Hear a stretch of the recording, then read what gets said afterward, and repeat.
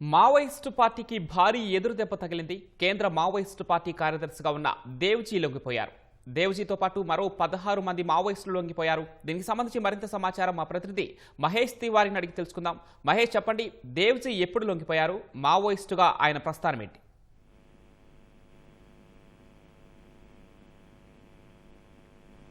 Mahesh.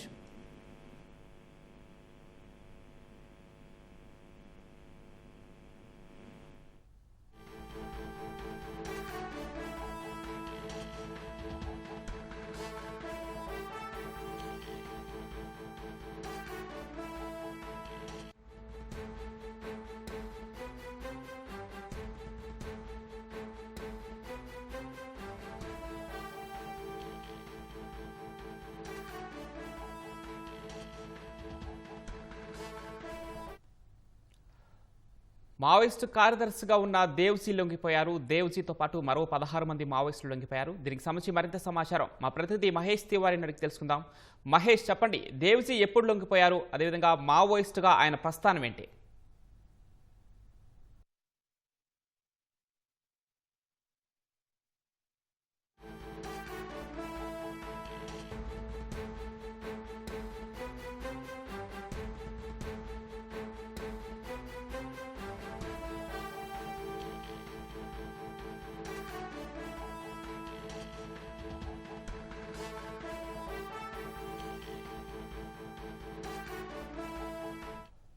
Maoist పార్టీకి భారీ ఎదురుదెబ్బ తగిలింది. కేంద్ర మావోయిస్టు పార్టీ కార్యదర్శిగా ఉన్న దేవ్జీ లొంగిపోయారు.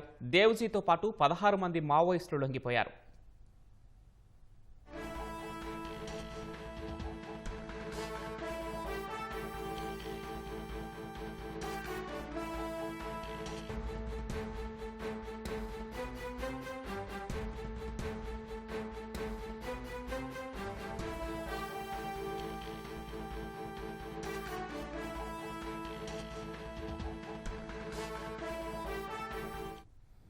మావోయిస్టు పార్టీకి భారీ ఎదురుదెబ్బ తగిలింది. కేంద్ర మావోయిస్టు పార్టీ కార్యదర్శిగా ఉన్న దేవ్జీ లొంగిపోయారు.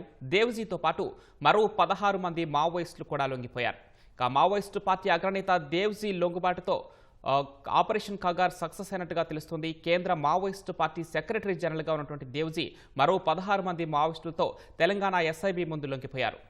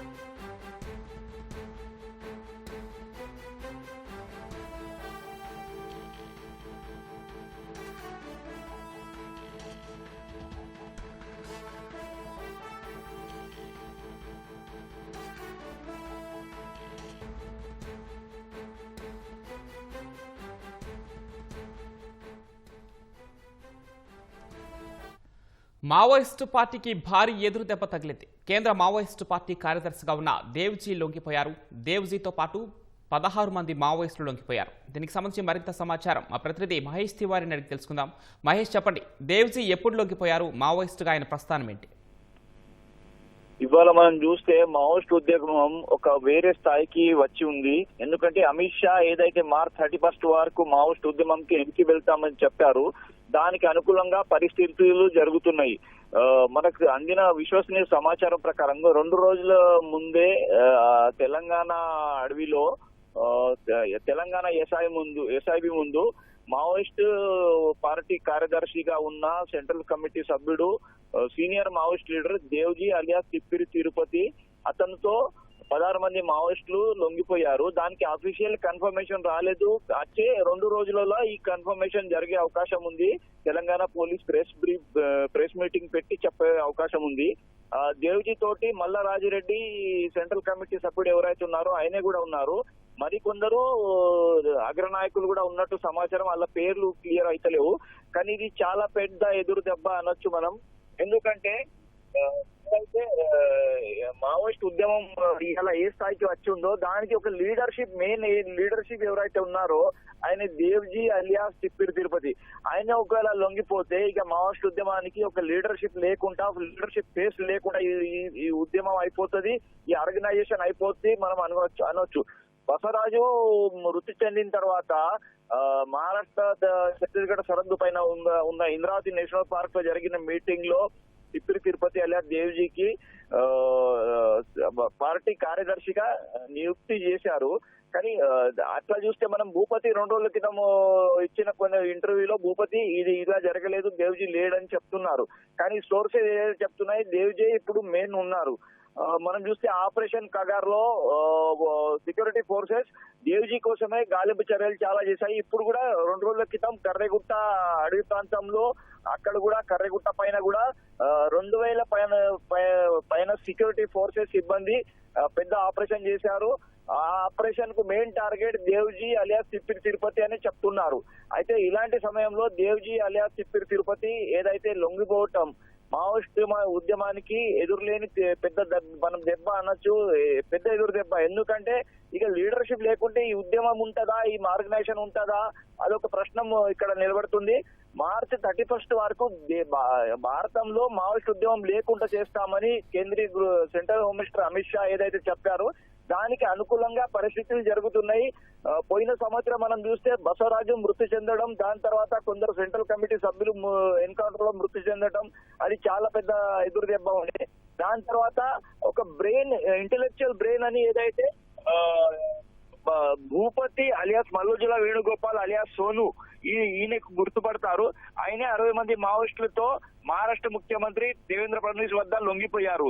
అది చాలా పెద్ద ఎదురు దెబ్బ. దాని తర్వాత ఏదైతే మనం ఆర్గనైజేషన్ ఇదైతే చూస్తున్నామో ఛత్తీస్గఢ్ కానీ, ఒరిస్సా కానీ, తెలంగాణ కానీ, మహారాష్ట్ర కానీ మావోయిస్టులు పెద్ద ఎత్తున వచ్చి సరెండర్ చేస్తున్నారు. దానివల్ల ఇక ఏదైతే మోరాల్ ఉంటుందో ఒక క్యాడర్ కు ఉన్న మోరాల్ అది పూర్తిగా వెళ్ళిపోయినట్టు అనిపిస్తుంది. ఎందుకంటే లీడర్షిప్ లేనప్పుడు మనము అడవిలో ఎట్లా ఉంటాం, ఎట్లా పనిచేస్తామని ఒక భయం అలా దాంట్లో ఉంది.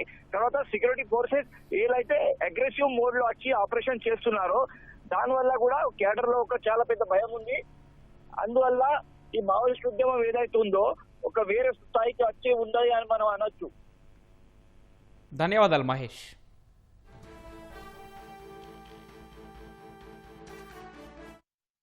దీనికి సంబంధించిన మరింత సమాచారం మా ఆదిలాబాద్ ప్రతినిధి మనకేశ్వర్ అడిగి తెలుసుకుందాం. మనకేశ్వర్, చెప్పండి, దీనికి సంబంధించి పూర్తి సమాచారం ఏంటి? ఉమ్మడి ఆదిలాబాద్ జిల్లా మావోయిస్టు అంటే ఇప్పుడు మావోయిస్టు ఒకప్పుడు పీపుల్స్ వారు కార్యకలాపాలకు ప్రధాన కేంద్రంగా ఉంది. కార్యాచరణ ప్రణాళికకు ఆయుపట్టుగా నిలిచేది. అంటే ఛత్తీస్గఢ్, మహారాష్ట్రతో పాటు ఇటు దట్టమైన అటవీ ప్రాంతం ఉండడంతో ఇక్కడ పీపుల్స్ వారు ఒక పురుడు వేసుకున్నది. పైగా ఉమ్మడి ఆంధ్రప్రదేశ్ రాష్ట్రంలోనే ఆ మావోయిస్టుల ప్రయోగశాల కూడా ఉమ్మడి ఆదిలాబాద్ జిల్లా ఉండేది. దానికి అనుగుణంగానే ఇది ఒక ప్రయోగశాలనే కాకుండా ప్రశాంతంగా కార్యకలాపాలు నిర్వహించడానికి పీపుల్స్ వారికి ఆయుపట్టుకునేది. కానీ తాజాగా జరుగుతున్న పరిణామాలు, కేంద్ర ప్రభుత్వం తీసుకుంటున్న ఆ వ్యూహాత్మక వైఖరి కారణంగా మావోయిస్టు పార్టీకి తీవ్ర దెబ్బ తగులుతుంది. 6 రోజుల కిందటనే కేంద్ర పార్టీకి కార్యదర్శి దేవ్జీ అలియాస్ తిరుపతి లొంగుబాటుకు రంగం సిద్ధమైందనేది ఎస్ఐబి, స్టేట్ ఇంటెలిజెన్స్ బ్యూరో పసిగట్టింది. పైగా స్టేట్ ఇంటెలిజెన్స్ బ్యూరోకు సమాచారం కూడా వచ్చింది. వారం రోజుల కిందనే హైదరాబాద్ నుంచి దాదాపు 10 బస్సులు, ఒక 2 DCM బ్యానర్లు, దాదాపు 250 పోలీసు బలగాలు కుమరంభీం ఆసిఫాబాద్ జిల్లాలోకి ప్రవేశించాయి. సహజంగా ఆ రోజు దాదాపు 16 మంది మావోయిస్టులు ఉన్నారు. ఇందులో కీలకమైన నాయకుడు దేవ్జీ కూడా ఉన్నాడని సమాచారం ఎస్ఐబికి అందింది. ఆ రోజే లొంగుబాడుతారని చెప్పి ఒక వ్యూహాత్మకంగా వైఖరి నెలకొంది. దానికి అనుగుణంగానే హైదరాబాద్ నుంచి వచ్చిన సాయుధ బలగాలు అయితేనేమి, అట్లాగే దాదాపు 250 పోలీసు బలగాలు ఒకేసారి కుమరంభీం ఆసిఫాబాద్ జిల్లాలోని అటవీ ప్రాంతాలు చొచ్చుకెళ్లి వెళ్ళాయి. దానికి అనుగుణంగా వీరందరి చేతిలో ఆయుధాలు ఉండడంతో మావోయిస్టులకు అలజడి రేకెత్తింది. అంటే లొంగుబాటుకు సిద్ధమవుతున్న తరుణంలో ఆయుధాలతో 4 వైపులా చుట్టుముట్టడం వల్ల కొంత భయాందోళనకు రేకెత్తింది. అంటే ఎక్కడ ఎదురు కాల్పులకు దారి ఇచ్చి అసమరుస్తారనే ఆందోళన వ్యక్తమైంది. అంటే అంతర్గతంగా ఆ తర్వాత వాళ్ళంతా స్థావరం మార్చుకోవడంతో వారం రోజుల కిందట ఈ ఎత్తుగడ ఫలించకుండా పోయింది. ఒక రకంగా ఎస్ఐబి ఆపరేషన్ అన్నమాట ఇది. ఆ ఎస్ఐబి ఆపరేషన్ ఆ రోజు ఫలించలేదు. దాదాగా 2 రోజుల కింద మళ్ళా వ్యూహాత్మకంగా ఎస్ఐబి ఒక ప్రయోగం చేసింది. దానికి అనుగుణంగానే కుమరంభీం ఆసిఫాబాద్ జిల్లా అటు ఛత్తీస్గఢ్ మహారాష్ట్రకు సంబంధించిన అటవీ ప్రాంతం ఉంటుంది. ప్రాణహిత అటువైపు మహారాష్ట్ర, ప్రాణహిత ఇటువైపు ఉమ్మడి ఆదిలాబాద్ జిల్లా అంటే కుమరంభీం జిల్లా పరిధిలోకి వస్తుంది. ఈ అటవీ ప్రాంతంలో పాయింట్ ఆఫ్ ది లొంగుబాటు ఎక్కడ జరిగిందనేది ఇంకా పూర్తిగా ఎస్ఐబి నిర్ధారించాల్సి ఉంది. కానీ ఇందులో మావోయిస్టు కేంద్ర కమిటీ కార్యదర్శి దేవుజీ అలియాస్ తిరుపతి ఉన్నట్లయితే ప్రాథమిక సమాచారం అయితే అందుతుంది. ఆయనతో పాటు మరొక 15 మంది అంటే మొత్తం 16 మంది నక్సల్స్ లొంగుబాటు అయినట్టుగా ప్రాథమికంగా వెల్లడిస్తుంది. దీని అందరికీ లొంగిపోయిన వాళ్ళందరినీ కూడా హైదరాబాద్ లోని డీజీపీ నేతృత్వంలో లొంగుబాటు చూపిస్తారని ప్రచారం జరుగుతుంది. కానీ ఈ ఘటన ఎక్కడ కూడా స్థానికంగా ఎక్కడ పొక్కనీయడం లేదు. ఉమ్మడి ఆదిలాబాద్ జిల్లాకు సంబంధించిన ఆదిలాబాద్, కుమరంభీం ఆసిఫాబాద్ జిల్లా, మంచిర్యాల జిల్లాకు సంబంధించిన పోలీస్ బలగాలకు కూడా కొంత సమాచారం ఇవ్వకుండానే జరిగింది. మొన్న గతంలో జరిగిన కొంత ఎత్తుగడల లోపం వల్ల కొంత విఫలమైనట్టు తాజాగా ఇలాంటి ఘటనలు కూడా ఎలాంటి ఇబ్బంది తలెత్తకుండా ఉండేందుకు ఎస్ఐబి జాగ్రత్త తీసుకుంది. పైగా రాష్ట్ర ప్రభుత్వం నుంచి స్పష్టమైన ఆదేశాలు ఉన్నాయి. ఎక్కడ కూడా నక్సల్స్ ని ఎదురు కాల్పు చేసి హతమార్చకూడదని చెప్పి స్పష్టమైన ఆదేశాలు ఉండడంతో కూడా మావోయిస్టుకు సంబంధించిన వాళ్ళు మహారాష్ట్ర లేకపోతే ఇతర ప్రాంతాల్లో కాకుండా తెలంగాణలో లొంగుబాటు మార్గం సుగమం చేసుకుంటున్నారు. పైగా మార్చి 31వ తేదీ వరకు మా నక్సల్స్ విముక్తి భారత్ అని చెప్పి కేంద్ర ప్రభుత్వం నిర్ణయించింది. దానికి అనుగుణంగా తెలంగాణలో మాత్రం నక్సల్స్ మీద హతమార్చకుండా వాళ్ళ లొంగుబాటుకు అవకాశం ఇవ్వాలని చెప్పి నిర్ణయించింది. ఫలితంగా మావోయిస్టులు ఎక్కడెక్కడ ఏ ఎవరైతే ఉన్నారో వాళ్ళంతా తెలంగాణ లొంగిపోవడానికి సిద్ధమవుతున్న వేళ దేవుజీ లొంగిపోవడం కూడా ఒక ప్రాధాన్యత అంశంగా మారింది. ఇది మావోయిస్టు ఉద్యమానికి కీలక దెబ్బ, ఒక మావోయిస్టు పరిణామానికి కూడా ఎదుగుదలకు కూడా లేకుండా పోతుందనే ఒక భావన వామపక్ష వర్గీయుల్లో కనిపిస్తుంది. 2-3 రోజుల్లోనే గతంలో లొంగిపోయిన మహారాష్ట్ర ముఖ్యమంత్రి ఫడ్నవీస్ ముందర లొంగిపోయిన మల్లోజ్ జిల్లా ముందు కూడా ప్రకటించారు. ఇప్పుడు నాయకత్వ లోపం కనిపిస్తుంది. తాజాగా జరుగుతున్న పరిణామాలు ఇలా లొంగుబాటు ఇప్పుడు మరింత ఆందోళనకు దారితీస్తుంది. క్యాడర్ లో కూడా ఒక అభద్రతా భావం కనిపిస్తుంది. మిగిలిన వారు కూడా లొంగుబాటు అయ్యే అవకాశం ఉంది. దానికి కుమరంభీం ఆసిఫాబాద్ జిల్లాను ఎంచుకునే అవకాశం కనిపిస్తుంది. ధన్యవాదాలు మనకేశ్వర్.